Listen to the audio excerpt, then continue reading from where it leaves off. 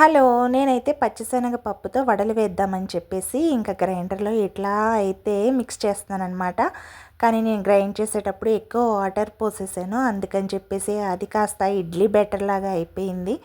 ఇంకా చేసేదేం లేక ఏం చేస్తాం? ఇడ్లీ బ్యాటర్ అయిపోయింది. వడలకి అలా కాదు కదా! కొంచెం గట్టి గట్టిగా రుబ్బాలి. నేనైతే జారుగా రుబ్బేసాననమాట.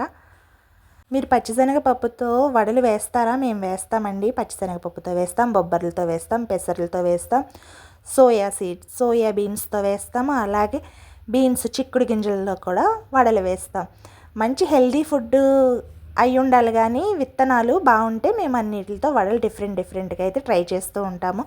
ఇంకా నేనే చేసేదేం లేక అందులో ఆనియన్స్, గ్రీన్ చిల్లీ, జీరా వేసి ఇలా అయితే గుంత పొంగనాల ప్యాన్ తీసుకుని చేత్తో అయితే స్ప్రెడ్ చేశాననమాట. చేత్తో ఎందుకు స్ప్రెడ్ చేశారు? లిడ్ తీసుకోవచ్చు, లాడిల్ తీసుకోవచ్చు కదా అంటారేమో. నేనేమనుకున్నానంటే లాడిల్ తీసుకుని జారుగా చేస్తే మళ్ళీ శనగపప్పు కదా గట్టిగా అయిపోద్దేమో అనుకున్నాను. కానీ గట్టిగా ఏం అవ్వలేదు. చాలా బాగున్నాయి. నేనైతే ఇంట్లో ఉన్న కారప్పొడితో అయితే ఇలా అయితే బ్రేక్‌ఫాస్ట్ ఫినిష్ చేశాను. Thank you.